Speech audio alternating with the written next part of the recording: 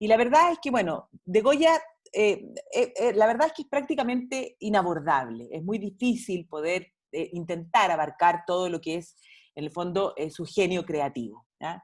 En general los genios son difíciles de clasificar, pero en general uno puede decir que los genios son las personas que marcan tendencias, ¿ya? Pero en el caso de Goya probablemente es un genio por el hecho de que se aleja del estilo característico de su época. O sea, probablemente es la ruptura que genera Goya con el estilo convencional lo que lo hace más interesante. Es considerado uno de los artistas españoles más relevantes y también uno de los grandes maestros de la historia del arte mundial. Su obra, como les decía, es absolutamente inabordable, inabarcable en una clase de 1 hora y media, porque son más de 500 óleos, ¿no? Y pinturas, murales. Tiene también más de 300 litografías, centenares de dibujos. Así que bueno, hoy día lo que yo he hecho es hacer una selección como para mostrar un poco la trayectoria de su obra. Hoy día la mayor parte se encuentra en el Museo del Prado, así que después de esta clase creo que todos van a quedar con ganas de ir nuevamente al Prado y volver a mirar, ¿ya? Las obras de Goya.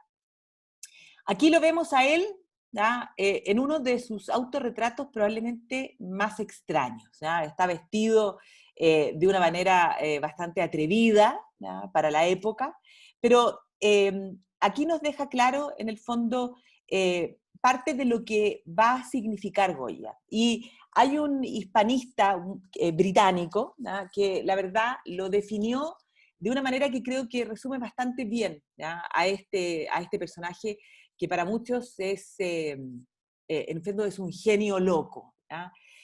Porque Goya va a ser un modelo romántico para los románticos. Goya también va a ser un modelo impresionista para los impresionistas. También va a ser un modelo para la pintura expresionista y va a ser un precursor del surrealismo para los surrealistas.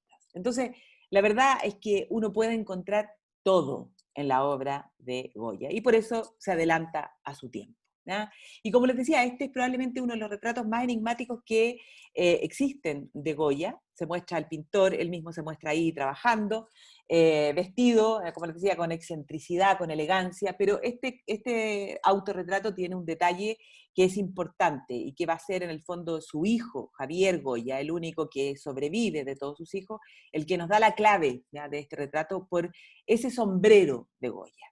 Y claro, si uno mira el cuadro, uno ve claramente que la luz entra por esa ventana, ¿ya? Pero la verdad es que lo que el hijo nos relata es que los últimos toques que Goya le daba a los cuadros siempre los daba de noche, con luz artificial. Y quizás ahí es donde esté el secreto de sus obras. ¿Y qué tiene que ver el sombrero? Bueno, ese sombrero lo que tiene, en el fondo como esa especie de cinta, tiene en el fondo unos soportes donde Goya ponía, en el fondo, colocaba velas, que era lo que le permitía la luz artificial en las noches, ¿ya? Y entonces eso era lo que lograba darle la luz para los últimos retoques de sus obras, ¿ya? Toda su producción artística, en el fondo, uno puede dividirla probablemente en dos grandes etapas, ¿ya?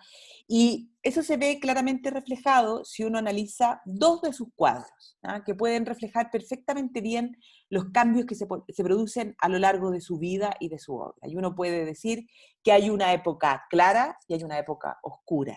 Y la verdad es que parecen ser dos artistas distintos, ¿ya? Aquí, por ejemplo, lo que vemos es Madrid desde la pradera de San Isidro, o la pradera de San Isidro, que Goya pinta en el año 1788. ¿Ya?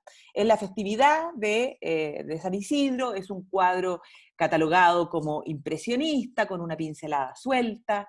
Es la sociedad de Madrid que va peregrinando a las afueras, ¿no? Se ve una situación de festividad, de bienestar general, a lo mejor un anhelo de Goya de pertenecer a ese estrato social, esas jóvenes elegantes que a lo mejor a él le hubiera gustado conocer, ¿no? Pero 30 años después, Goya va a pintar sobre este mismo tema, sobre esta, en el fondo, esta peregrinación a San Isidro, ¿no? Y pinta esto. La romería de San Isidro. Ese es el cuadro, en el fondo, completo, ¿ah? Que es uno de los cuadros que decoran los muros de su última casa, en el fondo, que es la Quinta del Sordo, ya les voy a contar sobre eso. Pero si lo acercamos, ya podemos ver una visión de la romería totalmente opuesta. O sea, 30 años después, el paso del tiempo, el filtro que produce la edad, a lo mejor el pesimismo y la propia enfermedad que va a afectar a Goya, lo hace pintar en el fondo esta escena que es completamente distinta a la anterior. Si la primera era una vista bastante fiel de lo que era la ciudad, esa escena de goce, de disfrute, bueno, aquí vemos personajes de la noche, personajes oscuros, probablemente están ebrios, están cantando, pero sus rostros están desencajados, igual que tienen miradas que están absolutamente extraviadas y perdidas. Entonces, uno simplemente al analizar estas dos obras, uno puede preguntar qué pasó en la vida de Goya para que se produzca ese cambio tan trascendental. ¿Ah? Como en el fondo preguntarse por qué su obra evoluciona de esta manera tan dramática, más dramática que probablemente cualquier otro artista. Aquí lo vemos en otro de sus autorretratos, ¿ya? Del año 1815, y en el fondo, bueno, uno puede, lo primero que se puede decir es que a lo largo de su vida Goya va a hacer muchas cosas, va a ser pintor de la corte, por ejemplo. Para algunos va a ser considerado también como el primer reportero de guerra, cuando no existía la fotografía. Para algunos es un costumbrista, para otros es un moralista, y finalmente hoy en la actualidad se considera que si Goya existiera, sería un cineasta. ¿Ah? Entonces, como les decía, uno inevitablemente se pregunta quién es Goya, qué pasó en su vida para entender todos estos cambios. Entonces, bueno, vamos a comenzar el relato en el pueblito donde Goya nació accidentalmente. ¿Ah? El pueblito se llama Fuendetodos, donde él nace el 30 de marzo de 1746. Francisco de Goya y Lucientes. ¿Ya? Nace en este pequeño pueblito de la provincia de Zaragoza. Pero como les digo, nace accidentalmente, su padre se encontraba ahí trabajando, pero bueno, este pueblo era el pueblo de la familia Lucientes, es decir, de su familia materna. Es un pueblito pobre, totalmente empedrado, que claro, tiene hoy día la gracia de ser el pueblo natal del gran Francisco Goya. Y así está, en el fondo, el pueblo vive completo, ¿ya? De los visitantes que van en una especie como de peregrinación a seguir la ruta de Goya. ¿Ya? Y ahí está, en el fondo, esa inscripción: en esta humilde casa nació para el honor de la patria y el asombro del arte el insigne pintor Francisco Goya Lucientes. ¿Ya? Si miramos el mapa, ahí está, en la provincia de Aragón, ¿ya? En las cercanías de Zaragoza, que es la capital en el fondo de Aragón, este pueblo que ahí, o sea, como les digo, vive de la fama que ha producido en el fondo este nacimiento accidental de Goya en este lugar. Su padre era Braulio José Goya, era de ascendencia vizcaína, era en el fondo artesano, florista, pero también dorador, es decir, que hacía los dorados en las pinturas, en el fondo, en el arte. La madre, Gracia Lucientes, era de una familia campesina, ¿no? Vivían, como les digo, en la ciudad de Zaragoza, pero se encontraban por trabajo ahí en Fuendetodos, y entonces se produce, porque su madre estaba en un estado de embarazo avanzado, se produce el nacimiento de Goya. Pero era una familia pobre. De hecho, su padre ni siquiera hizo testamento, y en el fondo, según el obituario parroquial de la muerte de su padre, se dice que, claro, no hizo testamento porque no tenía nada que dejar. ¿No? Hoy la casa está transformada en un museo, ¿no? Y bueno, Goya nace ahí, pero no el resto de sus hermanos. ¿Ya? Goya es el cuarto de 6 hermanos, algunos que se dedicaron al arte, otros que tuvieron vida religiosa, pero como les digo, en general la vida de la familia se desarrolla en la ciudad de Zaragoza. Ahí está, en el fondo, la casa donde vivió Goya, en Zaragoza, la capital, en el fondo, de Aragón. Y ahí es donde él va a iniciar su formación. Una formación que va a iniciarse tardíamente, más o menos como a los 13 años, se sabe que Goya entra a estudiar en el taller de José Luzán. Y José Luzán es uno de los pintores barrocos españoles importantes, destacados en el fondo de Aragón durante el siglo XVIII. En ningún caso tan destacado como va a ser en el fondo su discípulo, ¿ya? Pero sí es un pintor relativamente importante. Goya, como les digo, entra tardíamente a los 13 años y eso se debe, según el fondo los biógrafos, los estudiosos, a que probablemente la familia atravesaba problemas económicos, ¿ya? Y por lo tanto su formación como pintor empieza tardíamente. Y aquí lo que vemos son pinturas de este maestro, de José Luzán, El sueño de José, La Avenida de la Virgen.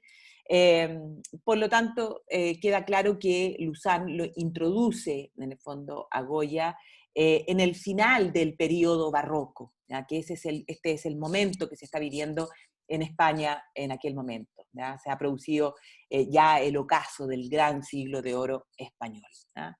En la época de mayor esplendor. Y en el fondo Luzán refleja un poco la decadencia de ese estilo barroco.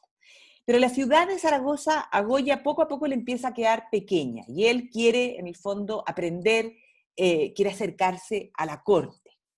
Sueña con viajar a Italia para aprender de los grandes maestros italianos, ¿ya? Y por esa razón, en el año 1763, Goya se traslada, ¿ya?, a Madrid y participa en un concurso para ganarse una beca para poder ir a Italia, ¿ya? Un concurso que había organizado la Academia de San Fernando, que es la academia más importante de arte en Madrid, pero la verdad es que no le va a ir bien en el concurso, ¿ya? No gana la beca, pero en el fondo sí comienza a acercarse, ¿ya? En el fondo a la capital española que va a marcar decididamente lo que es su obra y lo que es su vida. ¿Cuál es la España, en el fondo, que él encuentra cuando llega a Madrid? Aquí lo que vemos, por ejemplo, es la entrada triunfal del rey Carlos III a Madrid en el año 1760.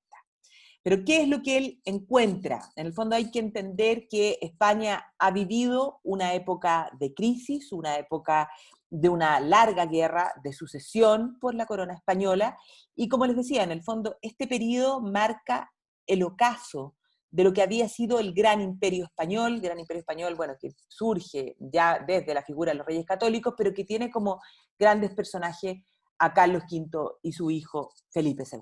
¿Ya? Los Habsburgos españoles, los Austrias españoles.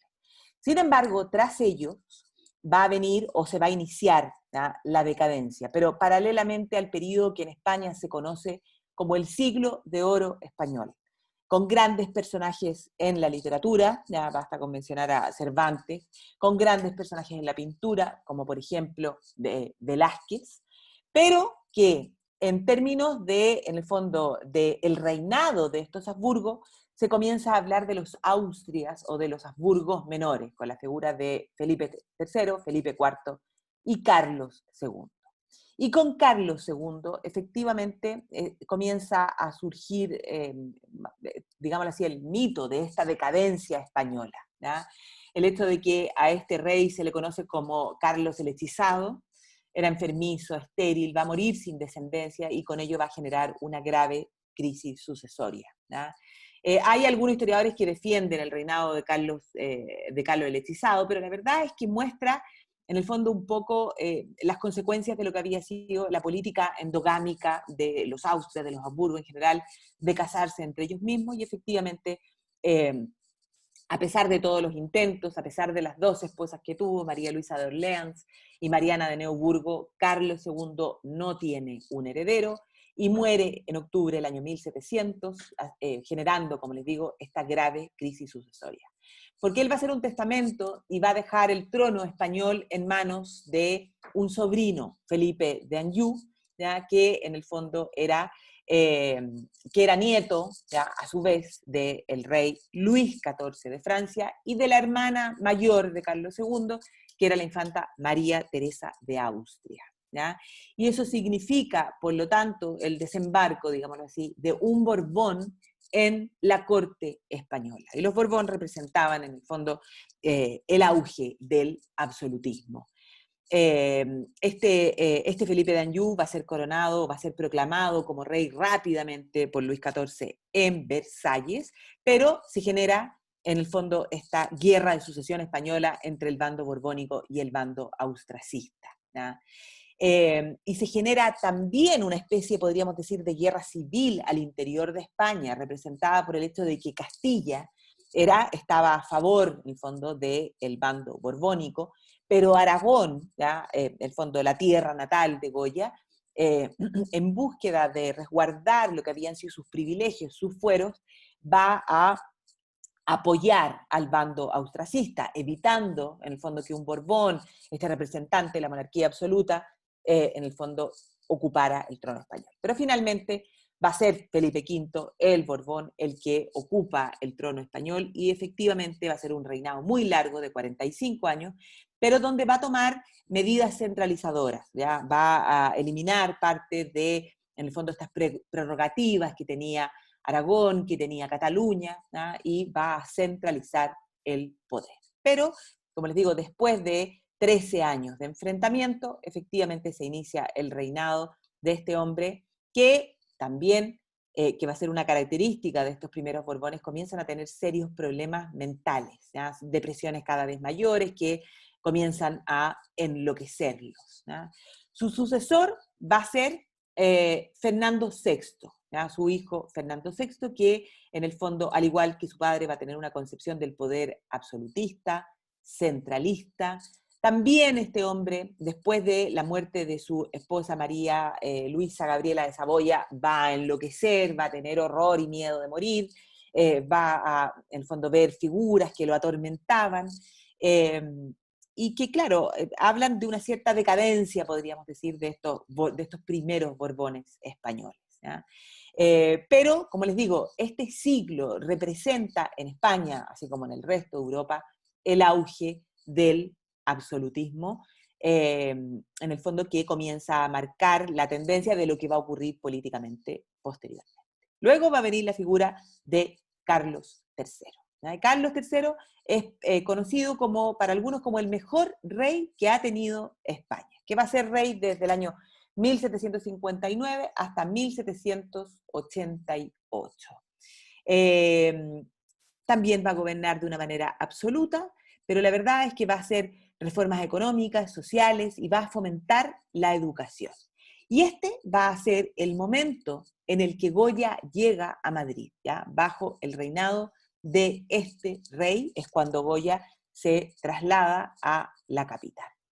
1763, Goya llega a Madrid y en el fondo comienza su relación, su cercanía, con quien se va a transformar, aparte de, en el fondo, su cuñado, se va a transformar en el fondo va a ser muy importante en su carrera profesional, va a ser un gran maestro, que es Francisco Bayó y Subías, que es un pintor español, miembro de una familia bien conocida, bien notable de pintores, donde también estaban sus hermanos Ramón y Manuel.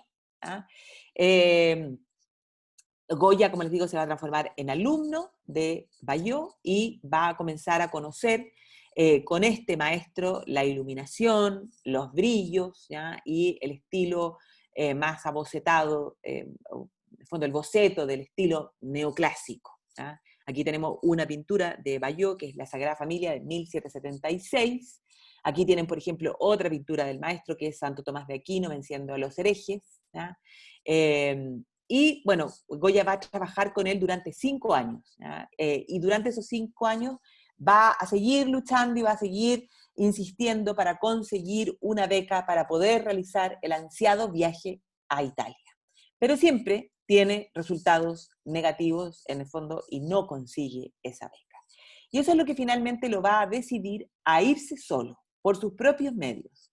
Se dice que va a trabajar como torero para poder conseguir el dinero para el viaje, pero parte y en Italia va a visitar Roma, Venecia, va a estar en Bolonia, ¿no? Y en otras ciudades donde va a lograr conocer la obra de Rubens, de Veronese, ¿no? De Rafael, bueno, de todos los grandes. Y conocemos de este viaje de Goya a Italia, producto de que él mismo va a realizar, en el fondo, y va a dejar testimonio en lo que se conoce como el cuaderno italiano. ¿ya? Donde él toma apuntes, donde hace dibujos. El cuaderno italiano que hoy día está conservado en el Museo del Prado, y ahí uno puede ver en el fondo los dibujos y las anotaciones del propio Goya de estos años. ¿Ya? Aquí vemos el cuaderno italiano, esa es la página 37, donde está haciendo un dibujo preparatorio para el cuadro que se llama Aníbal Vencedor contempla por primera vez Italia desde los Alpes. Y ese cuadro es el que él va a presentar en un concurso en Parma, en el año 1771, donde va a, en el fondo, va a acudir a Parma, va a comenzar a preparar esta pintura, en el fondo, para participar en ese concurso, y Goya va a resultar segundo, ¿ya? No va a ganar el primer premio, pero sí recibe esa mención especial. Y ahí tienen, ¿ya? Se considera esta obra la obra más temprana, o la obra maestra más temprana del pintor. ¿Ya? Es un óleo con este tema histórico, que presenta, bueno, a Aníbal, el estadista, el general cartaginés, ¿ya? Mirando a Italia desde los Alpes por primera vez. Era un tema fijo, o sea, el concurso en Parma entregaba el tema fijo y todos los pintores tenían que pintar exactamente lo mismo. Y aquí, y uno puede ver en realidad que Goya se ciñe a las instrucciones, porque las instrucciones decían: deberá verse a Aníbal dispuesto de tal modo que, alzándose la visera del casco y volviéndose hacia un genio, que lo toma de la mano, señale a lo lejos los bellos campos de la Italia sometida, y en sus ojos y en todo su rostro reflejarse el interno gozo y la noble confianza en sus cercanas victorias. Entonces aquí ven nuevamente otra preparación, y aquí les vuelvo a mostrar el cuadro final de Goya, con el que en el fondo gana ese segundo lugar. ¿Ah? Cómo se ajusta a las condiciones y cómo se inspira en el estilo clásico. La paleta de colores, ¿ya? Con los colores pasteles, rosados, ocupa azules, colores suaves, ¿ya? Y grises perlas. Ahí lo vemos de nuevo en la versión final. ¿Ya? Y entonces, como les digo, se considera que esta es la primera gran obra maestra. Pero su viaje a Italia no va a ser muy largo, ¿ya? Y va a regresar a España ese mismo año de 1771. Y va a recibir un primer encargo, ¿ya? Y ese encargo va a ser pintar un fresco en la Basílica del Pilar, que lo pinta entre 1771 y 1772, y que es en el fondo la adoración del nombre de Dios, ¿ah? Que decora en el fondo el techo del coro de la Basílica del Pilar de Zaragoza. Y entonces aquí lo que ya demuestra Goya es que también es capaz de dominar o de conocer la técnica del fresco, y también se sabe que, claro, en esta época, como todavía él no es conocido, sus honorarios van a ser menores que los honorarios del resto de los pintores que fueron convocados para, en el fondo, para decorar los frescos de la basílica. Porque él mismo relata que, en el fondo, él recibió 15.000 reales, ¿ya? Frente a los 25.000 como mínimo que recibían los otros pintores que, en el fondo, fueron convocados junto a él, en el fondo, en ese año de 1771. Un poco tiempo después, Goya va a contraer matrimonio. El 25 de julio de 1773, Goya se casa con la hermana de su maestro, con la hermana de Francisco Bayó, con María Josefa Bayó, lo que lo acerca aún más a su maestro. Goya la va a apodar La Pepa, ¿ya? Se casan el 25 de julio de 1773, se casan en Madrid, ¿ya? Pero la verdad es que van a trasladarse inmediatamente y residen en Zaragoza. ¿Ya? Estos son retratos que hizo Goya de La Pepa después de su muerte. Y la verdad es que se sabe muy poco, ¿ya? De Pepa, de la vida de Goya con Pepa. Solo, en el fondo, hay conocimiento de que tuvieron 7 hijos. Ella probablemente estuvo embarazada 20 veces, pero solo 7 hijos nacieron y solo uno, Javier, es el que llega a edad adulta. Todos los demás mueren en la infancia, algo que era, bueno, que no era de extrañar en aquella época. ¿Ya?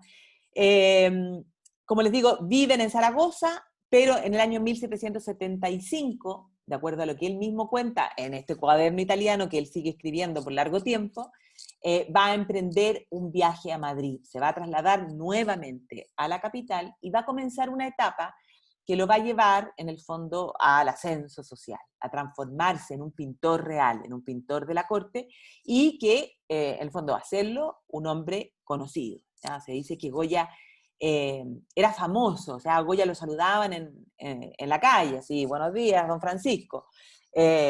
Y eso se debe, en el fondo, al hecho de que muy temprano empieza a, gracias probablemente a la influencia de su cuñado, comienza a trabajar en la corte. Y comienza a trabajar en algo que a mí me parece realmente extraordinario. Goya comienza a pintar cartones para tapices. Es decir, hace las pinturas para que después, en el fondo, puedan ser tejidas y se transformen en los tapices que decoraban los palacios. ¿No? Lo que hay que agradecer, en el fondo, es que esos cartones hayan sido conservados, ¿no? Y que hoy día uno pueda, en el fondo, poder verlos, poder conocerlos. Son más de 130 cartones que Goya pintó y que se transformaron en tapices y que efectivamente son mucho más lindos los cartones que los propios tapices. Y bueno, comienza a desarrollar esta labor de pintar cartones en la Real Fábrica de Tapices, ¿ya? Que se llama Santa Bárbara.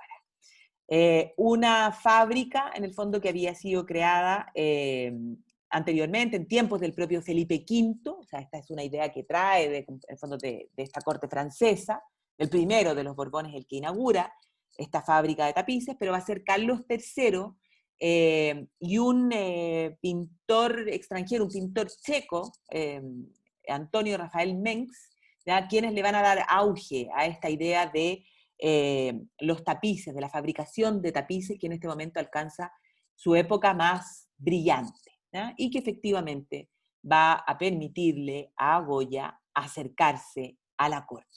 ¿Por qué? Porque los temas de los tapices son decididos por el propio rey, por lo tanto Goya tiene que pintar los cartones de acuerdo a los temas que el propio rey escoge, ¿no? Y los temas representados por Goya en estos cartones, en el fondo, van a ser los temas favoritos, en el fondo lo que tiene que ver, el rey Carlos III tenía una gran afición por la caza, por lo tanto hay muchos de estos cartones que tienen que ver con escopetas, con los perros de caza, ya con lugares de caza favoritos. Este es uno de los primeros, de 1775. Después, ya va a pintar algunos temas, en el fondo, absolutamente costumbristas de la época. Este se llama La gallinita ciega, que también está en el Museo del Prado desde el año 1789.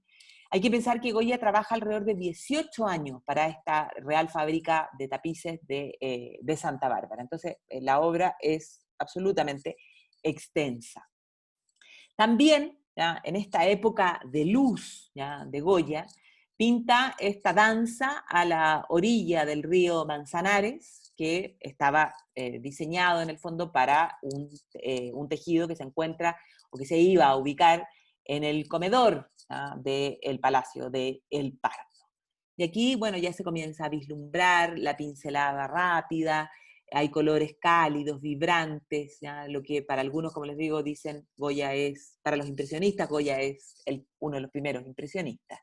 Después está este que se llama el picnic o la merienda, ¿ya? Otro de los cartones para tapiz. Y aquí se puede ver también pues, esa vida en las afueras de Madrid, donde están comiendo, descansando, fumando, bebiendo. Están todos ahí, en el fondo, en un disfrute. ¿Ya? Hoy día están catalogados como la serie de cartones campestres. Tiene también, ¿ya? Otro de estos cartones campestres, tal vez de los más conocidos, este que se llama La sombrilla o el quitasol, donde se puede ver el trabajo que hace de la luz, que viene detrás del cuadro, pero podemos ver cómo el vestido, ¿ya? De la joven, que representa en el fondo a esta bella española, ¿ya? En su vestido, en su manto, también en el fondo hay un gran trabajo en las luces y las sombras. Otro de los cartones en el fondo más conocidos es este, El vendedor de vajilla, donde Goya representa a la nobleza jugando, disfrazándose, a, en el fondo, ser estos vendedores de vajilla, ¿no? Algo muy característico de la época. Si acercamos un poco más el cuadro, nos podemos fijar ya cómo está pintada la vajilla, la maestría para hacer esos platos, esos cacharros ahí, en el fondo, pero es un poco, esta es un poco una caricatura, ¿ya?, de estos nobles que disfrutaban, en el fondo, con estos ambientes festivos, eh, recreando la vida, ¿ya?, jugando a una vida de, en el fondo, los más pobres dentro de la población madrileña. Estos cartones tienen también ya 4 que son sumamente especiales, que van a formar en el fondo lo que se conoce como las 4 estaciones, ¿ya? Y entonces Goya pinta la vendimia o el otoño, ¿ya? Estos también estaban hechos para decorar el Palacio del Pardo, son 4 imágenes en el fondo que reflejan cada una de las temporadas. Entonces aquí tenemos el otoño, aquí pueden ver ustedes la nevada o el invierno. El propio Goya le puso a esto como subtítulo "Cagados de frío", ya, algo así.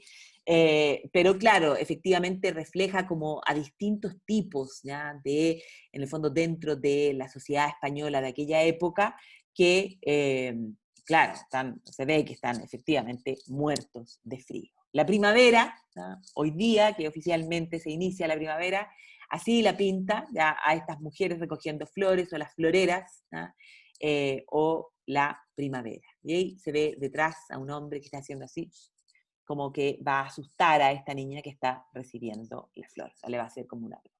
Y por último, la era o el verano. Ahí están las 4 estaciones. Como ustedes pueden ver, esta es una época de muchísimo color, de muchísima luz, donde refleja, son cuadros que podríamos decir costumbristas, como por ejemplo este que se llama La Boda, ¿no?, donde hay muchísimo detalle.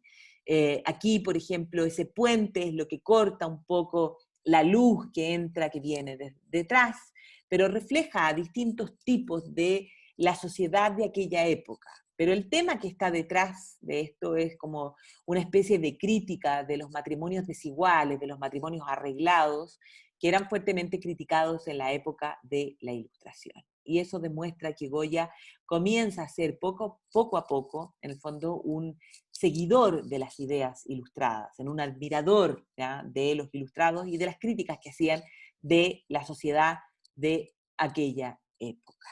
Otra de las críticas, por ejemplo, que hace es cómo la nobleza de aquella época disfrutaba con ver a las clases bajas, o cómo, como les mostré hace unas slides atrás, cómo la nobleza se disfrazaba de ser, para jugar a ser de la clase baja. Y aquí, por ejemplo, en el fondo este es también por encargo, en el fondo pinta en el fondo estas clases bajas peleando entre ellos. Era un juego de naipes y finalmente se produce esta pelea que, como les digo, está reflejada aquí como una especie de espectáculo, ¿ya? Este se llama La niña en la venta nueva, porque aquí no se ve muy bien porque no lo encontré en más alta resolución, pero aquí en este cartel, ¿ya?, dice Posada Nueva, y la verdad, si uno la mira, la verdad que de nueva no tiene nada, ¿ya? Entonces va siendo como una crítica a muchas de las costumbres de aquella época. Este otro es el ciego de la guitarra, ¿ya? Lo que demuestra, y aquí empieza a aparecer en cierta medida parte de lo que va a ser su etapa más oscura, ¿ya?, porque se comienza como a presagiar ciertas cosas, pero también tiene que ver, y si uno recuerda, porque Goya admiraba muchísimo la obra de Velázquez, Velázquez también mostraba estas costumbres de la corte, por ejemplo, el hecho de tener bufones que eran enanos, ¿ya?, personajes tullidos al interior de la corte que entretenían a la nobleza. Y aquí, bueno, Goya también muestra esta nobleza y agrega, en el fondo, a un ciego, ¿ya? Ahí ven en el fondo más de cerca este ciego, y se comienza a ver cada vez más cómo se comienza a difuminar la pincelada de Goya, ¿ya? Comienza a ser cada vez estos rostros que en el fondo no tienen una pincelada tan definida. Pero ahí hay como un primer elemento que nos habla de lo que va a ser posteriormente su época más oscura. Tipos populares, en el fondo, que bueno, ahí los pueden ver caracterizados magistralmente, los zancos, obviamente, historias divertidas, cargadas de contenido satírico, ¿ya? Pero así como se difumina su pincelada, en esa misma época en la que está pintando estos cartones costumbristas, pinta, ¿ya?, probablemente uno de los Cristos más magníficos que existen, ¿ya? Pintado por Goya en 1780, fue enviado a la Academia de San Fernando esta obra, y gracias a este Cristo de Goya, Goya va a ser elegido por unanimidad para pasar a ser parte de la Academia con la categoría de académico. Y aquí se puede ver también cierta influencia de Velázquez, o sea, cómo trabaja la luz y la sombra. El fondo es absolutamente oscuro, la cruz como que emerge de esa oscuridad, pero su dibujo, en el fondo de la figura de Jesús, es prácticamente perfecto, ¿ya? Y eso, en el fondo, simplemente trabajando las luces y las sombras, ¿ya? Hay muchos también que resaltan que este Cristo de Goya tal vez es tan hermoso porque no tiene o nos hace sentir una mayor tranquilidad respecto de muchos otros Cristos, porque aquí no hay tanta sangre, son solo algunos destellos, ¿ya?, en las manos clavadas de Jesucristo, ¿ya? Y como les digo, con eso su fama comienza a ser cada vez mayor y pasa a ser miembro, en el fondo, de esta Academia de San Fernando. Va a pintar también en esa misma época para la Academia un bautismo de Cristo en el año 1780. ¿Ya? Y como les digo, ingresa, ¿ya?, como miembro de mérito por unanimidad, ¿ya?, a esta Real Academia, pero aún así él va a decidir regresar a su región natal, no quedarse en Madrid y trasladarse nuevamente a Zaragoza. Nace su quinto hijo en esa época y se traslada a Zaragoza porque ha recibido un nuevo encargo, ¿ya?, que es ir a pintar la cúpula, ¿ya?, de la Regina Martyrium de la Basílica del Pilar, ¿ya? Y bueno, la Basílica del Pilar es realmente impresionante por donde se la mire. Hay que pensar que esta basílica está construida sobre el pilar donde se habría producido, en el fondo, la aparición de la Virgen María al apóstol Santiago, cuando Santiago se encontraba, en el fondo, peregrinando en España, ¿ya? Y entonces sobre ese pilar en el que se aparece la Virgen se construye esta basílica.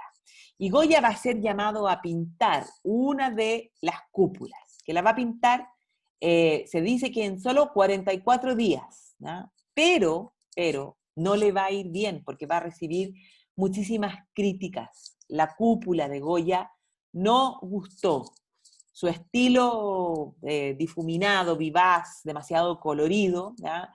La verdad es que va a provocar un enfrentamiento con su cuñado. Su cuñado también se encontraba pintando en la Basílica del Pilar, a quienes en el fondo tenían como el cabildo catedralicio, a quienes tenían que juzgar las obras, las pinturas. La verdad es que no les gustó, les pareció que las figuras eran demasiado grandes. Goya intentaba explicar que estas figuras iban a ser vistas a 30 metros de distancia, por lo tanto había que pintarlas de acuerdo al ojo del observador, ¿no? Pero la verdad es que no gustó. El trazo libre, rápido, impresionista, no se acomodó con el fondo de los gustos más clásicos de aquella época. Así que bueno, Goya decidió que él no iba a pintar nunca más en el Pilar y se produce, como les digo, la pelea. Alcanza a pintar la cúpula y pinta también en una esquina, ya está a María como reina de los mártires. Pero quedó peleado con el cuñado y bueno, va a perder fama producto de, en el fondo, este traspié.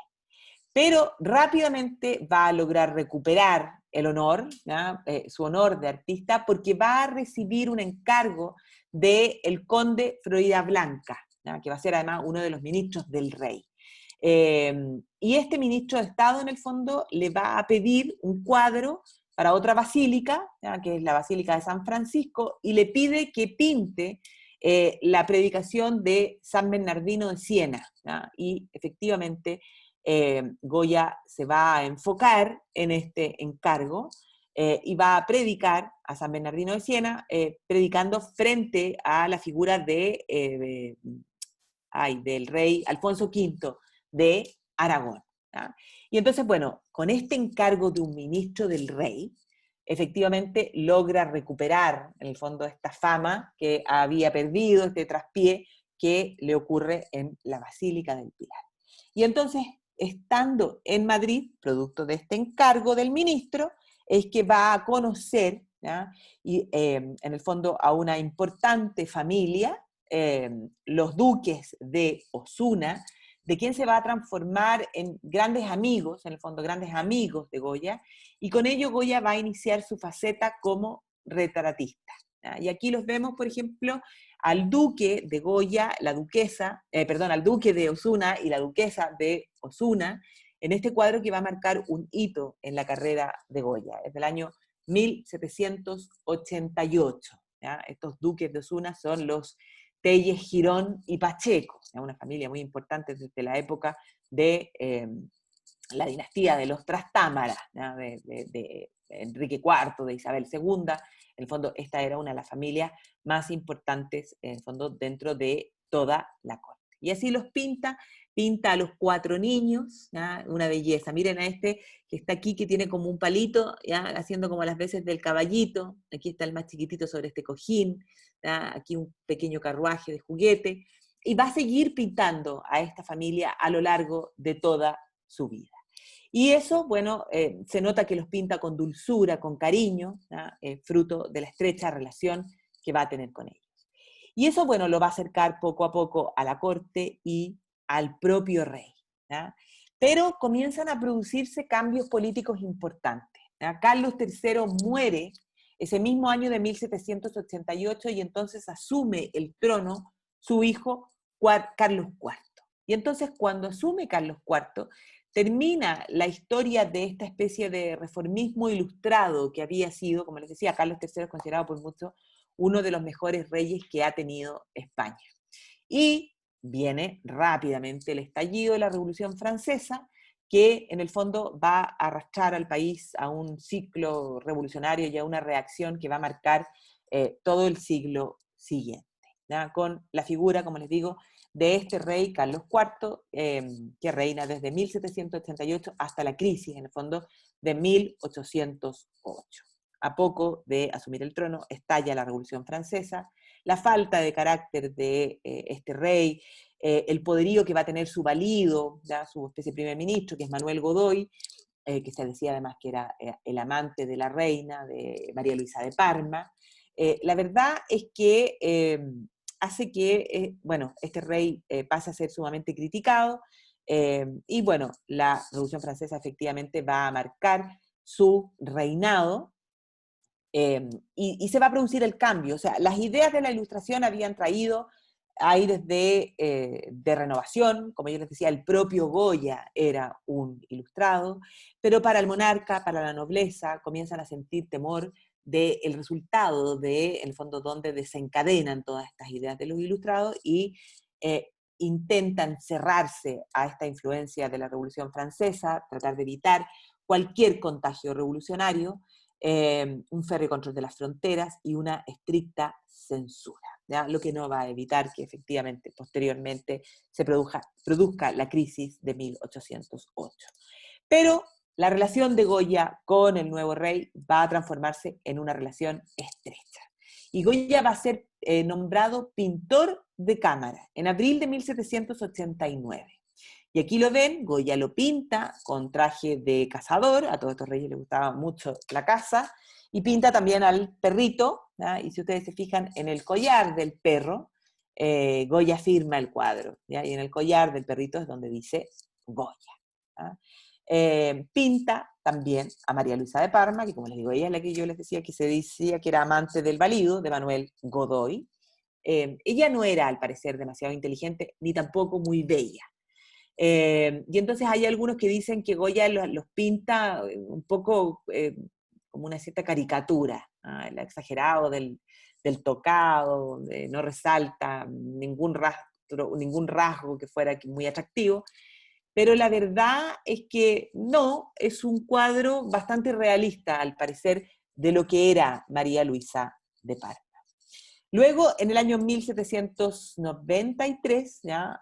Como ya está cercano, está dentro de la corte, en el fondo, Goya va a pintar al hermano del rey, ¿ya? Al hermano menor del rey y a toda su familia, el príncipe Luis, ¿ya? En este cuadro, en el fondo que ya lo ayuda, en el fondo a transformarse en uno de los pintores más conocidos y en el fondo a que muchas de las familias nobles quisieran tener un Goya, quisieran ser retratados por Goya, y entonces él comienza a recibir constantes pedidos, comienza a subir los precios, en el fondo, de lo que él cobra, y entonces no solo van a ser los Osuna, sino que van a comenzar a ser los Medinaceli, todos quieren ser retratados por Goya. Pero, ¿ah? A pesar de este triunfo del artista, a pesar de que la mayoría de la corte madrileña lo van a visitar en su estudio, de que estos años en Madrid van a ser buenos, ¿ya? Que él aumenta su sueldo, que él incluso le cuenta a un amigo que se ha comprado una carroza inglesa, ¿ya? Y que es el hombre más envidiado de la ciudad. A pesar de todo eso, bueno, van a comenzar los grandes problemas, ¿ya? Porque a finales del año 1792 Goya se enferma. Y se enferma y la verdad es que se desconoce la naturaleza de la enfermedad. Se cree que probablemente Goya puede haber resultado en cierta medida envenenado, ¿ya? Por los tintes, sobre todo por los materiales con los que se producía el color blanco, ¿ya? Y entonces comienza a tener vértigo, náuseas, ruidos en la cabeza y bueno, sordera. Y entonces, bueno, él mismo le va a escribir a su amigo que esta enfermedad lo tiene mal, no tengo apetito, no tengo deseos de hacer nada, no sé qué será de mí. ¿Ah? Y la verdad es que van a ser 6 meses en los que va a estar convaleciente, va a ir a Cádiz, a Sevilla, Andalucía, pero 6 meses en los que está realmente muy, muy mal. Hasta que, bueno, después de esos 6 meses todos los síntomas comienzan a disminuir, finalmente termina el vértigo, las náuseas, los dolores de cabeza, los ruidos, pero la sordera no pasa y va a quedar Goya completamente sordo hasta el resto de sus días. Y lógicamente que la sordera lo va a volver un hombre más amargo, ¿ya? Pero parece que el hecho de perder uno de sus sentidos lo hizo poder incrementar los otros sentidos, y entonces esto va a aumentar el genio pictórico de Goya, y entonces va a comenzar una nueva forma de trabajar. Ahí lo vemos nuevamente en una especie de autorretrato, él mismo pintando y con su sombrero, como les digo, donde se ponía las velas para lograr tener la luz de noche. Su cuñado va a morir, ¿ya? En el año 1795, ¿ya? Y entonces eso es lo que va a transformar a Goya en ese momento, ya enfermo, ya sordo, lo que poco a poco le va a ir generando mayores trastornos en su personalidad, pero va a pasar a ser director de la Academia de San Fernando, como les digo, la más importante academia que existe de arte en Madrid, y eso supone ya un importante reconocimiento en su obra. Y también, ¿ya? Como se ha transformado en un personaje muy famoso y todos quieren ser pintados, ¿ya? Por Goya, ese mismo año comienza la relación de Goya con los duques de Alba, ¿ya? Y fundamentalmente con María del Pilar Teresa Cayetana de Silva Álvarez de Toledo y Silva Bazán, la duquesa de Alba, una mujer famosísima, conocidísima. Bueno, todas las duquesas de Alba a lo largo de la historia son así como bastante extravagantes, pero ella era bailarina, se dice que era extraordinariamente bella, a mí la verdad es que no me parece que haya sido muy bella, pero era absolutamente admirada, ¿ya? En la época a la duquesa de Alba se la describe y se dice que no había ni un solo cabello en su cuerpo que no tentase al deseo. Y de acuerdo a los propios retratos de Goya, ella tenía muchísimo pelo, así que tiene que haber sido una mujer muy deseada. Y parece que el propio Goya la deseó muchísimo y probablemente Goya se enamoró de ella. Y por eso es que hay todo tipo de rumores, de cotilleos, ¿ya? De que, en el fondo, más que cualquier otra relación dentro de los artistas, de que habrían sido amantes. pero no, porque ella era mucho más joven que Goya. Bueno, no sé si no, en realidad no lo puedo asegurar, pero hay algunos que dicen que probablemente él la deseaba con una pasión y con una lujuria, esa que tienen los hombres cuando se enamoran de una mujer más joven.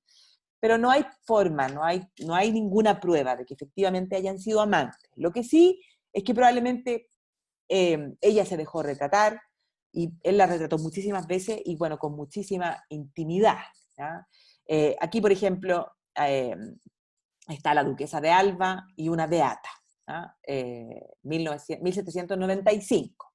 Después, la duquesa de Alba va a enviudar y se va a trasladar a vivir a Sanlúcar de Barrameda, ¿ah? Ahí como en las orillas del Guadalquivir, donde el Guadalquivir desemboca ya hacia el mar.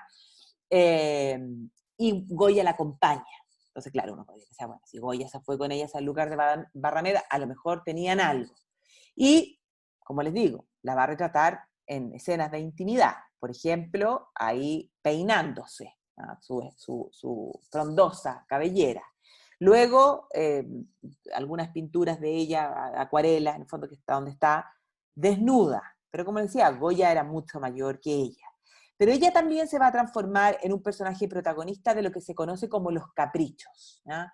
Y los caprichos van a ser una serie de grabados donde Goya critica, en el fondo, sin piedad a la sociedad de su época, ¿ya? Poniendo de manifiesto su ideología ilustrada. Todavía Goya es seguidor de lo ilustrado. ¿Ya? Y entonces este es el capricho 61, ¿ya? Que se asume que tiene, ¿ya?, a la duquesa de Alba como protagonista. Y existe también esta otra pintura que Goya no abandonó nunca en su vida. ¿Ya? Esta es como una Mona Lisa, la tuvo siempre con él, hasta el final de sus días. Se piensa incluso que la propia duquesa de Alba nunca vio esta pintura que Goya hizo de ella. ¿Ya? Y tiene dos detalles importantes que nos puede, no sé, a lo mejor nos corroboran que a lo mejor tuvieron una relación, o que, como yo les digo, Goya puede haber estado enamorado de ella. Porque tiene dos anillos, si ustedes se fijan en los dedos, y aquí tampoco se logra ver porque este cuadro, el Museo del Prado no me permitió bajarlo en alta. Entonces, uno de los anillos dice Alba y el otro dice Goya. ¿Ya? Y si ustedes se fijan aquí, el dedito de ella está indicando hacia el suelo. Y aquí abajo dice, en la tierra dice, solo Goya. Probablemente el anhelo de Goya de que en la vida de la duquesa fuera solo Goya. ¿Ya? Pero como les digo, se cree que la duquesa de Alba nunca llegó a ver este cuadro. ¿Ya? También, en relación a la duquesa de Alba, se dice que ella habría sido la protagonista de esta otra obra de Goya, el desnudo más atrevido que se había pintado hasta ese momento, ¿ya? La maja desnuda. ¿Y por qué el más atrevido? Porque Goya es el primero que se atreve a pintar, ¿ah?, el vello público. ¿Ah?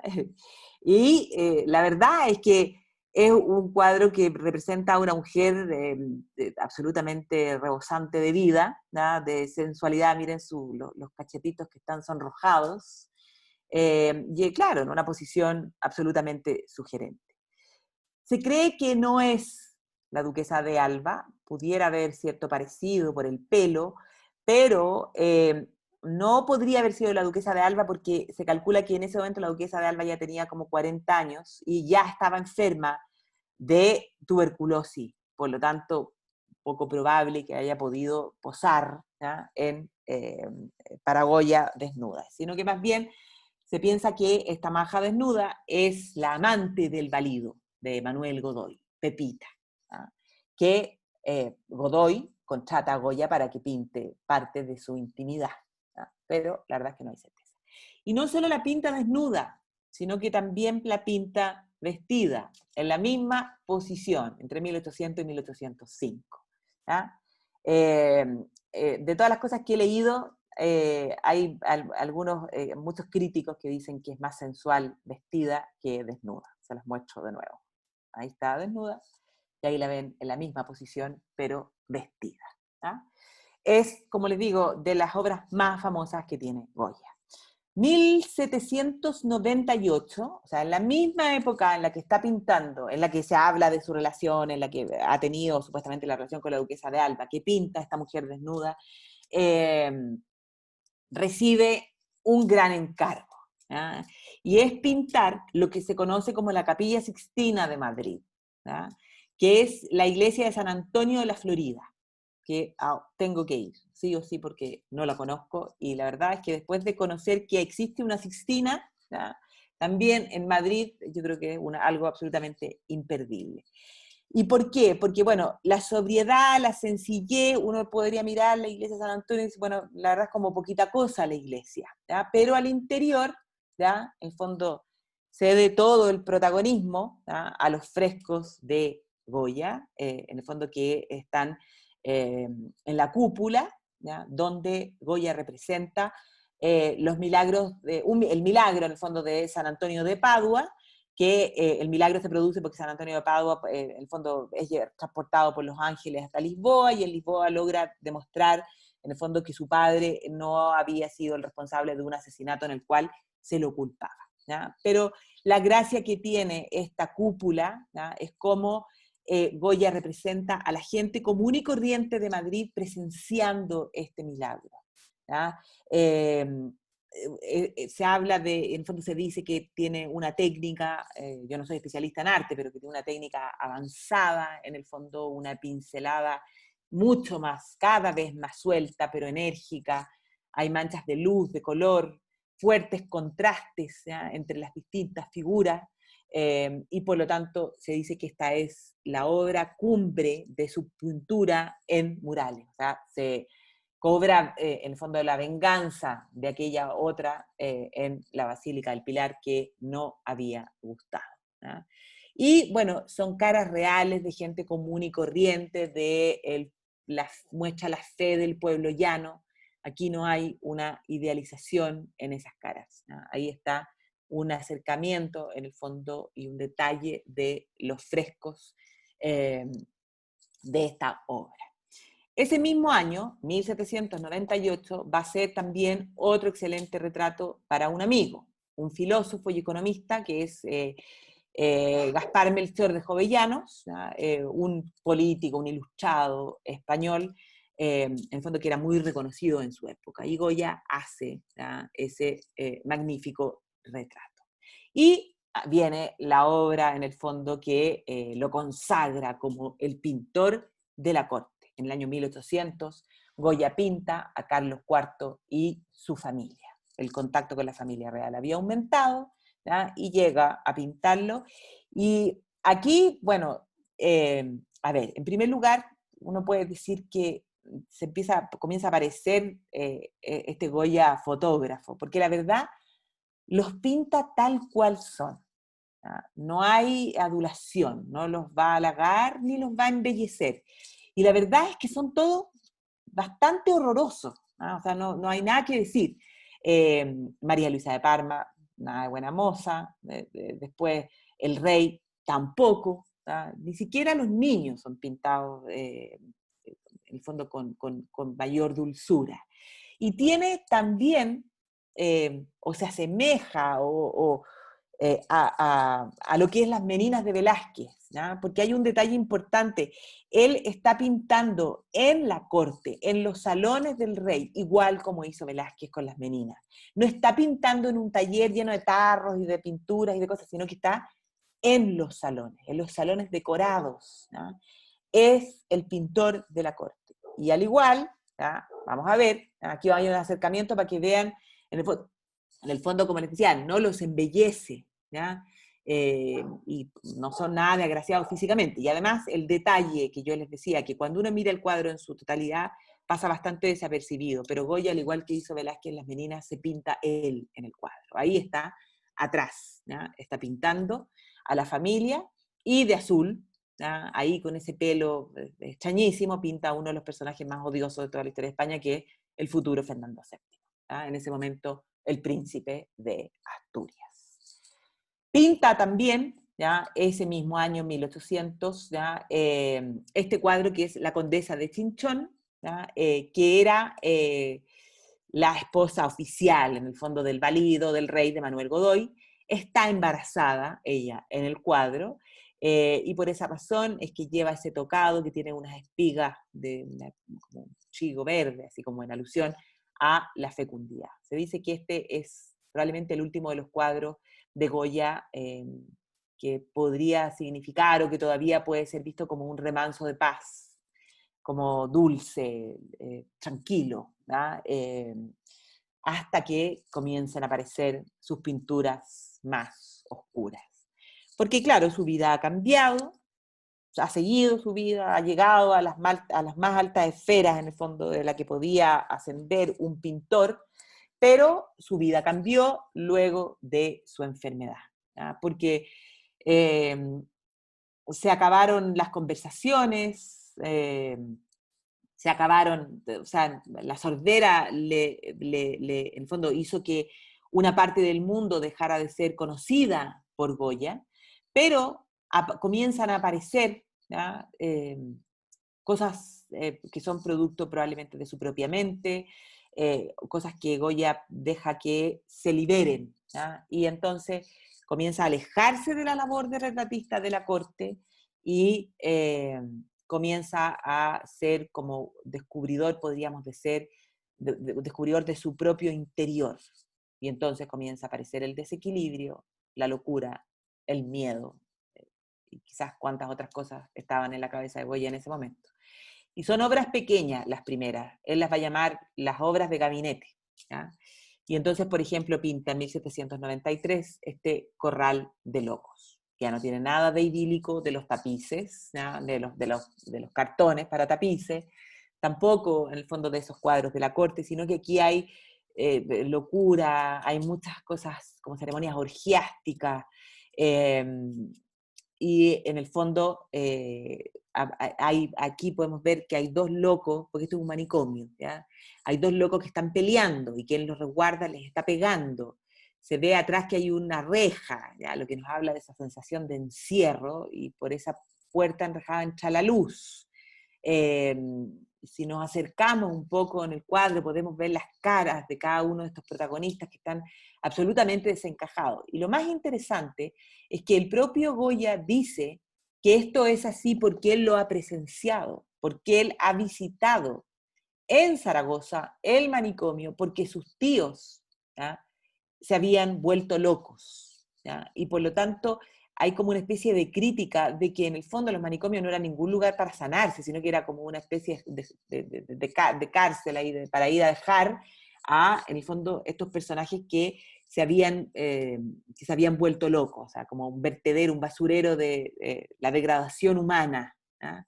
Otra de estas pinturas, nuevamente Casa de Locos, Manicomio, que como les digo, pinta porque él dice que lo conoce, que ha ido a visitar a su familia. Y aquí nuevamente pueden ver aquí a este que está con estas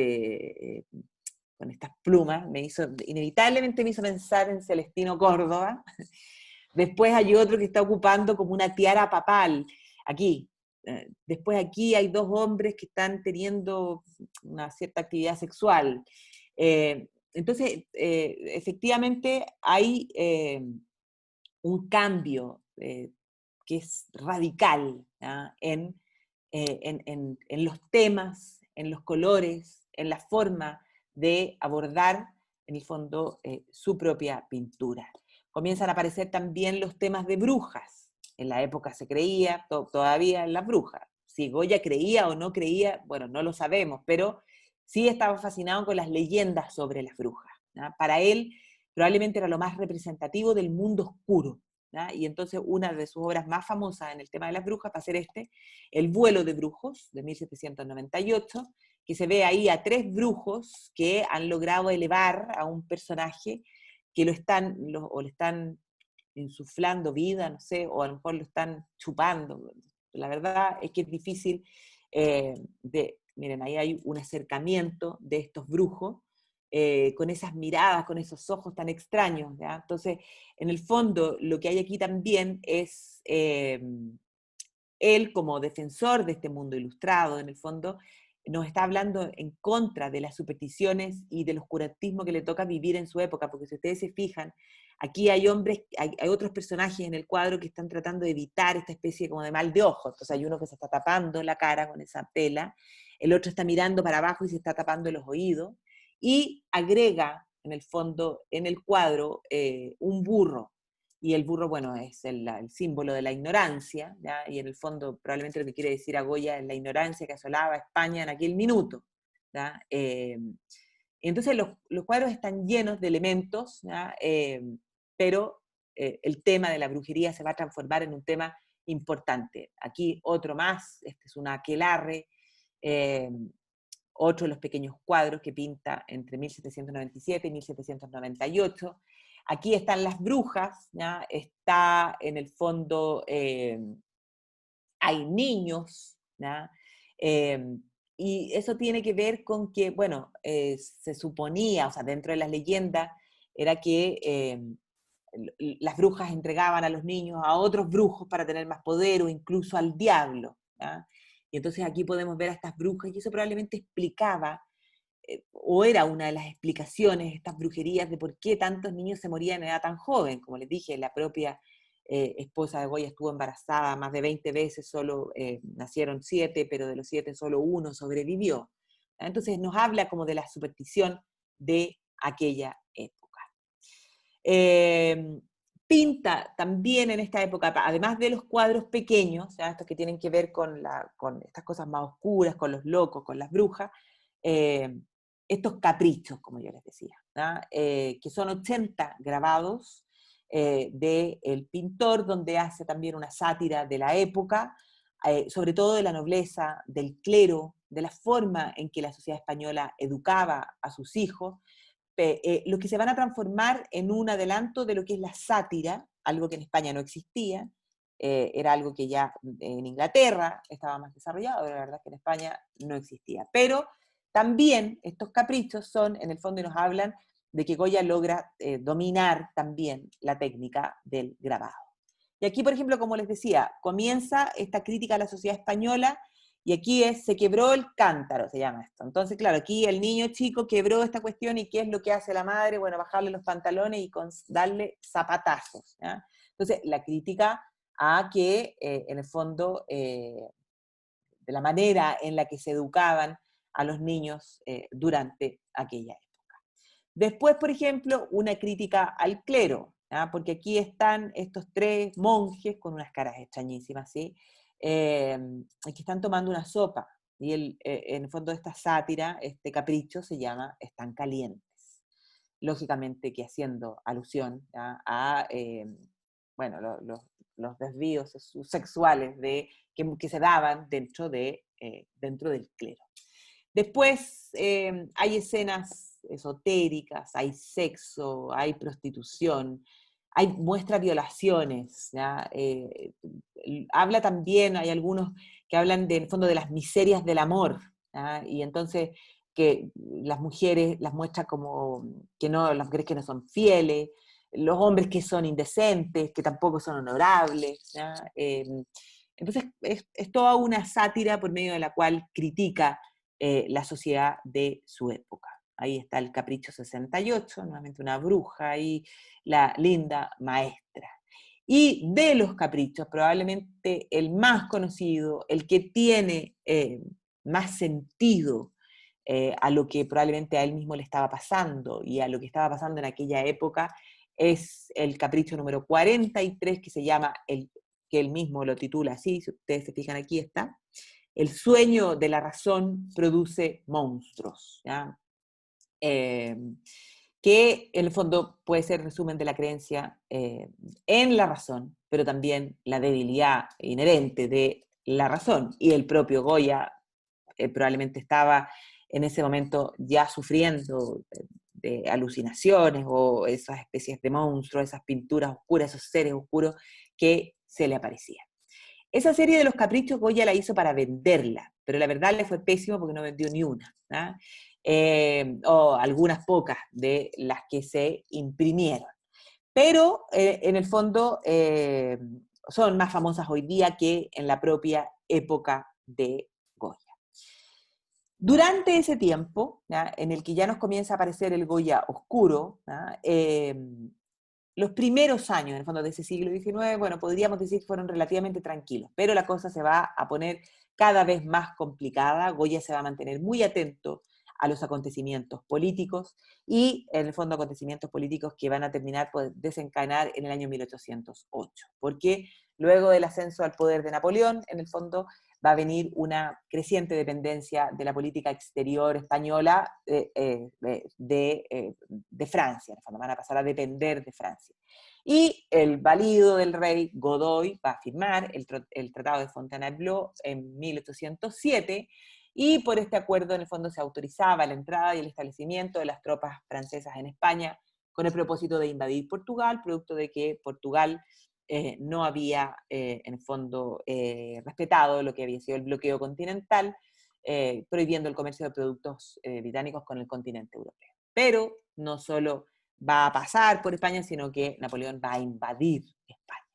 Y entonces ahí se va a formar, aquí se complican totalmente las cosas en España en este momento, porque se va a formar un grupo de oposición, ¿ya?, en torno a la figura del príncipe de Asturias, del futuro Fernando VII, que van a intentar acabar con el rey, ¿ya?, con lo que se conoce el motín de Aranjuez, que va a precipitar la caída del valido, o sea, de Manuel Godoy, y luego va a precipitar el hecho de que Carlos IV, el rey, abdique en su hijo, ¿ya? A tanto van a llegar las presiones que finalmente Carlos IV abdica, ¿ya?, en este personaje que en el fondo va a ser la primera vez en la historia de España que un rey es desplazado del trono por las maquinaciones de su propio hijo, con la colaboración de una revuelta popular. Pero la verdad es que las cosas no le van a resultar a, a Fernando VII, porque mientras va a ser, claro, es aclamado por el pueblo como un nuevo rey, las tropas francesas ya han ocupado la capital.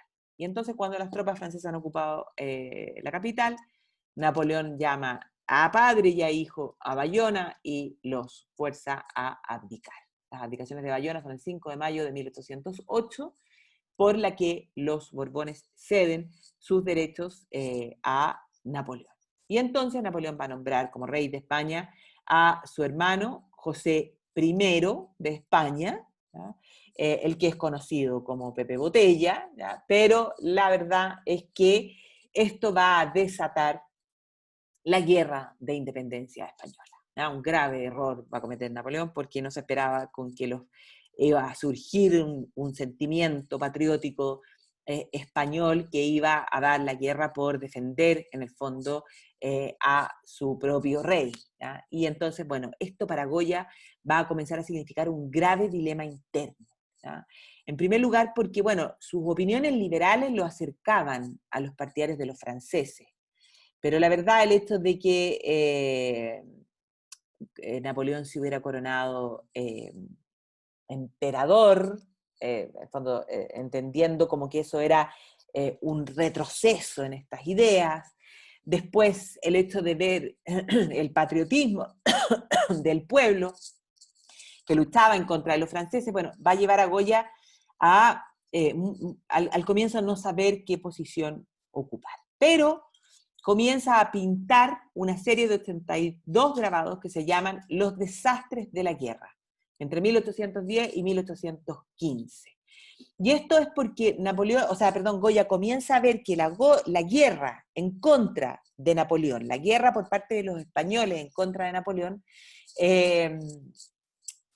es verdaderamente un horror, ¿ya? Y entonces él comienza y quiere dejar reflejado ese horror de la guerra en estos grabados. Y comienza a pintar, en el fondo, y lo que Goya pretende hacernos creer es que, porque él mismo dice, yo lo vi en algunos de los grabados.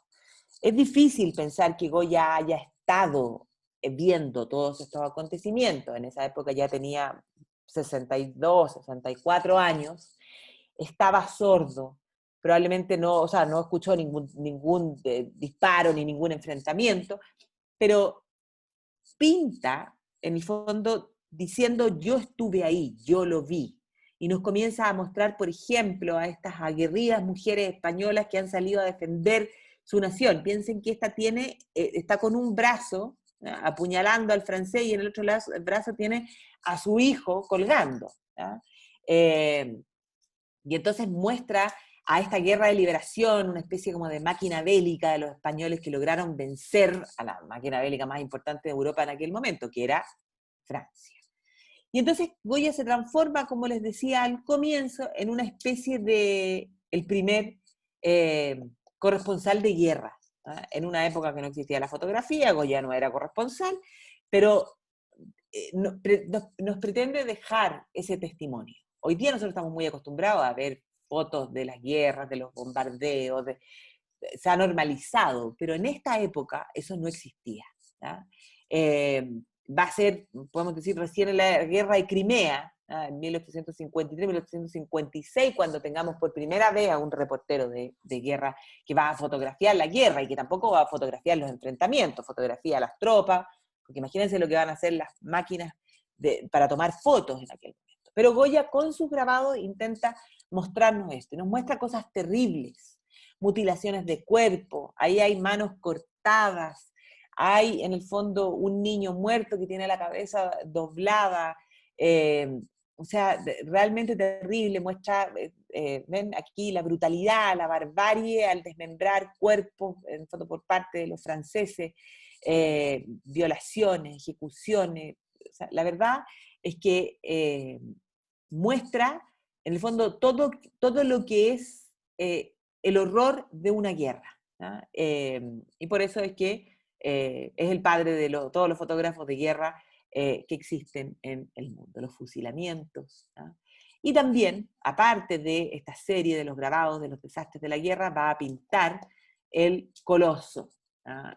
También denominado el gigante, el pánico y la tormenta. ¿Ah? Es España ese coloso, ¿ah? Que aparece en el fondo para defenderse, o sea, esta especie de coloso que aparece por los Pirineos para oponerse a la invasión napoleónica. Entonces pinta ese cuadro en medio de, en el fondo, estos grabados que son los desastres de la guerra. Y en el fondo hay que pensar que durante toda esta época Goya comienza a tener como ciertas dificultades económicas porque no está recibiendo dinero como pintor de la corte, le había ido mal con los caprichos, entonces él mismo va a pedir a la corte pintar en aquel momento los mejores momentos del resurgir nacional en la guerra, de esta cosa, de este patriotismo que surge en la guerra. Y entonces va a pintar los dos cuadros, que sí, en verdad son los dos más conocidos de Goya en aquel momento. El primero, el 2 de mayo de 1808. El 2 de mayo y el 3 de mayo pasan a ser fechas así como, podríamos decir, que están marcadas como heroicas dentro de la historia de España. Y entonces el 2 de mayo, donde muestra a estos hombres ahí poseídos por la furia, por el miedo, ¿ya? Es un verdadero caos, cómo se enfrentan estos españoles, ¿ya? A estas fuerzas, hay incluso aquí mamelucos egipcios que eran parte de las tropas francesas. En un detalle, aquí está este español que tiene como, va a apuñalar, pero mira como medio asustado, entonces refleja el miedo que provoca probablemente estar en una guerra. Al 2 de mayo le agrega también esta otra alegoría que no es tan conocida, ¿ya? Que también se llama, en el fondo es la alegoría de la Villa de Madrid, el 2 de mayo. Y pinta también el 3 de mayo, o el 3 de mayo de 1808, o las ejecuciones. ¿Ya? Y si ustedes se fijan, ahí los franceses están disparando, van a fusilar en el fondo, a quienes han logrado apresar. Los franceses no están identificados, sus rostros están todos de espalda, ¿no? Por lo tanto, no tenemos una mayor identificación con los rostros de quienes van a disparar, pero sí tenemos una identificación terrible con los que están a punto de ser ejecutados o con los que ya están muertos. ¿Ah? Las caras de horror, de miedo, la sangre que parece ser así como que el propio muerto ahí al momento antes de morir deslizado sobre el lienzo. ¿Ya? Hay algunos que han catalogado este cuadro como el mejor cuadro que se ha pintado en la historia, porque no es un bonito cuadro, para nada, pero es un cuadro que refleja una realidad. ¿Ya? Entonces el 2 de mayo y el 3 de mayo son efectivamente los cuadros más conocidos de Goya. Pero Goya tiene muchas otras cosas, ¿ya? Como les decía, es absolutamente inabarcable, pero para tratar de contarles un poco de todo lo que hace, además, ya más hacia el final de su vida, eh, bueno, Goya era un apasionado de la tauromaquia, ¿ya? De las corridas de los toros, algo que hoy día, bueno, la verdad es que no se puede ni nombrar, ¿ya? Pero algo que está prácticamente prohibido, pero algo tan característico, tan típico de España, que probablemente eso hace que aumente la omnipresencia de Goya en España, ¿ya? Como decía, en su vida fue muy popular, pero hasta el día de hoy se celebran fiestas que tienen que ver con los toros y que tienen que ver con Goya. La tauromaquia son 36 grabados que hace Goya respecto del mismo tema, ¿ya? Son para los seguidores, en el fondo, de los corridas de toro, estas son perfectos, ¿ya? En cómo muestra cada uno de los detalles, ¿ya? De lo que significa, de cómo es este espectáculo de la corrida de toros. Y claro, para algunos nadie lo ha superado, nadie ha pintado mejores toros, ni siquiera Picasso. Después más adelante vamos a ver a Picasso, aquí ahí vamos a ver los toros de Picasso. Pinta también en esa misma época, o comienza a pintar hacia 1808, ¿ya? Esta serie, que son 6 óleos, ¿ya? Que aquí los encontré en esta animación, entonces los podemos ver los 6 juntos, eh, que relatan en el fondo la captura del bandido Maragato, ¿ya? Que quiere atacar, que quiere robar a Fray Pedro de Saldivia, ¿ya? Y entonces muestra la simpleza de la vida, de las costumbres, en el fondo, y los bandidos que existían en aquella época. Pero Goya ya tiene a estas alturas más de 70 años, sus días en la gloria ya están lejos, el rey Fernando VII ha sido restituido, todos sus amigos ya han muerto, su esposa murió en 1812 y solo le sobrevive su hijo Javier Goya, ¿no? Y por lo tanto, Goya está cansado. Y como les digo, luego de la derrota de Napoleón, ¿ya? El rey ha sido repuesto, Fernando VII hace su entrada triunfal en España en 1814, recibido con grandes aclamaciones populares, pero tal vez ahí se produce uno de los peores eventos y lo que comienza a decidir a Goya de que quiere alejarse totalmente de la corte. Porque una vez que Fernando VII regresa, ya va a transformarse, este rey deseado por el que habían luchado, se va a transformar en el rey felón, el rey traicionero, ¿ya? Porque efectivamente va a mostrarse como un soberano más absolutista de los anteriores, va a restaurar en el fondo el absolutismo, va a derogar la Constitución de Cádiz, ¿ya? Y en el fondo va a comenzar a perseguir a todos los liberales. Goya va a tener que pintarlo, a pesar de que no le caía bien el rey, y al rey tampoco le caía muy bien Goya, ¿ya? El rey sí lo va a defender porque Goya había comenzado a ser investigado por la Inquisición española, fundamentalmente por los grabados inmorales y por la maja desnuda, ¿ya? Y el rey lo va a ayudar en eso, pero como les digo, no había una buena relación. Pero sí, Goya pinta este retrato de Fernando VII. Pero luego de eso, ya el puesto de honor de pintor en boga va a pasar a ser, en el fondo, para un valenciano, que es Vicente López. Y Goya se va a volver cada vez más aislado, más amargado y más afectado por sus problemas de salud. Y pinta en 1820, este es probablemente uno de sus últimos, no el último, penúltimo puede ser, de sus autorretratos, donde está acompañado de su amigo y médico, el doctor Arrieta. Y la verdad es que es sobrecogedor el cuadro, como él se refleja en su estado de salud, cansado, afectado por su enfermedad, pero también muestra la compasión y la amistad, ¿ya? De este amigo que lo está ahí cuidando. Y entonces Goya va a tomar la decisión de irse a vivir fuera de Madrid, compra una quinta en las afueras de Madrid, conocida como la Quinta del Sordo, pero no se llama del Sordo por Goya, sino que el dueño anterior de la quinta era también sordo. Y entonces se la conocía de antes como la Quinta del Sordo. A lo mejor eso fue lo que decidió a Goya a pintar, ¿ya? O sea, a comprar, perdón, esta quinta.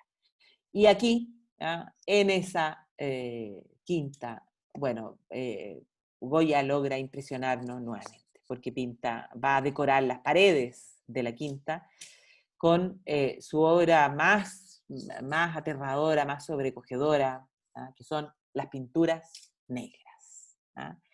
Estos son los rostros que van a acompañar a Goya durante su último tiempo, el último tiempo que vive en España, porque después se va a autoexiliar, ¿ah? Y al poco tiempo va a morir. Y estas son mujeres riendo. ¿Ah? Se las voy a acercar de nuevo, mujeres riendo. Miren, miren esos rostros deformados, parecen personas, no sabemos si enfermas, locas, pero bueno, son negras porque son absolutamente oscuras. ¿Ah? Figuras fruto de la imaginación, ¿ya? De Goya. Súper difíciles de entender, pero que son finalmente la culminación de la larga carrera de Goya. El duelo a garrotazos. Viejos comiendo sopa. Nuevamente, figuras completamente no sé, deformadas. La peregrinación a la fuente de San Isidro. ¿Ah?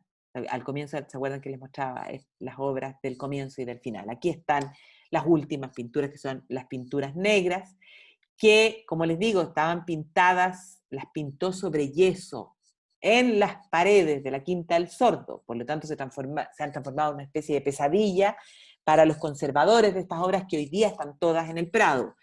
La Quinta del Sordo fue demolida, pero gracias a Dios había sido previamente comprada por un francés, ¿ya? Que se da cuenta de que lo que hay en las paredes va a tener un gran valor, y entonces fueron retirados los muros antes de que la Quinta del Sordo fuera demolida. Y entonces hoy día se encuentran en el Prado, pero claro, están sobre yeso y es un gran desafío lograr mantenerlas.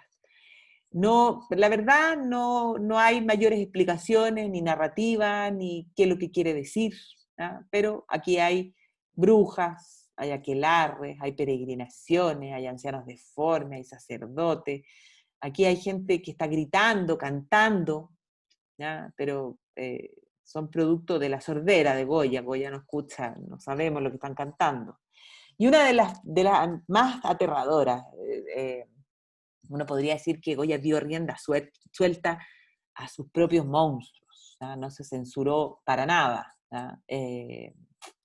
Y pinta esto, Saturno, ¿ya? El dios de la melancolía, el patrono de los artistas, devorando a uno de sus hijos, ¿ya? Como la mitología, el héroe de la mitología griega en el fondo.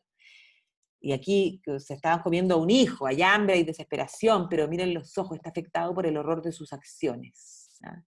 Y este cuadro me hizo pensar, y no lo pude evitar, y lo tuve que poner en este otro cuadro, de un ruso, y ustedes saben que yo amo Rusia, cuando el zar Iván el Terrible mata a su propio hijo, ¿ah? Y genera un caos sucesorio, pero este óleo de Ilya Repin, que es un pintor realista ruso, lo pinta más o menos en 1885, y entonces esto me hizo pensar, Ilya Repin habrá conocido la obra de Goya, pero los ojos me parecen que son, no sé, voy a investigarlo, a ver si logro encontrar algún nexo. Pero, como les digo, estas son las cosas que pinta Goya al final de su vida, y este es probablemente el que más pena da, porque esto sí que genera una cierta desesperación. Hay una sensación de desesperanza. Es un perro sumergido en unas arenas movedizas, no puede escapar. Miren el rostro de ese perrito. De verdad es que da desolación pensar que estos fueron los últimos años de este gran pintor, ¿ya? Son imágenes poderosas que probablemente estaban dispuestas de esta manera en la Quinta del Sordo, ¿ya? ¿Está loco o no? ¿O es un loco genio, un artista loco y genio? La verdad es que no sabemos si es que estaba loco, pero que estas cosas salían de su cabeza es así. En ese momento vivía con su ama de llaves, con quien al parecer tuvo una hija, que se llama Rosario Buey Zorrilla, que también en el fondo va a ser pintora, pero no está confirmado que ella sea hija de Goya. Y Goya estaba cada vez más insatisfecho con la monarquía autocrática, en el fondo, de Fernando VII, y entonces en el año 1824 Goya va a pedir permiso al rey para salir de España y poder ir a tomar un descanso, él le dicen unas aguas en Francia, pero la verdad es que se va a Burdeos, donde ya vivían varios de de sus amigos que se habían exiliado, los últimos amigos que le quedaban. Y estaba viejo, no hablaba nada de francés, pero ansioso, parte a Francia y en Burdeos, en fondo, va a vivir los últimos años de su vida. Se piensa que este podría ser el último de sus cuadros, La lechera de Burdeos. Tiene una inscripción aquí atrás que según se ve es Goya, pero también hay algunos que dicen que esta podría ser en el fondo, un cuadro falso, que alguien quiere atribuirlo, ¿ya?, a Goya. Lo que sí está claro que el último grabado que hace, ¿ya?, es probablemente su último autorretrato. ¿Ya? Ahí está, ancianitos con 2 bastones, pero escribe arriba, aún aprendo. ¿Ya? En el fondo, reflejando que hasta el último de sus días, algo nuevo había que aprender. Y muere en Burdeos el 15 de abril de 1828, tenía 82 años. Su cuerpo va a ser enterrado primero en Burdeos y luego va a ser trasladado en 1901 y luego en 1919 y hoy día está ahí en la iglesia San Antonio de la Florida, en la Sixtina de Madrid, pero hay un detalle curioso, falta la cabeza. ¿Ya? Falta, lo que está enterrado es todo el cuerpo, pero no está la cabeza de Goya. La cabeza está perdida, hay 2 teorías, una que Goya se la habría regalado a su amigo, al doctor, para que hubiera investigado, ¿ya?, lo que había pasado, su sordera, su locura, sus alucinaciones, ¿ya? Y otra dicen que cuando se lo traslada de Burdeos a España, alguien robó la cabeza de Goya.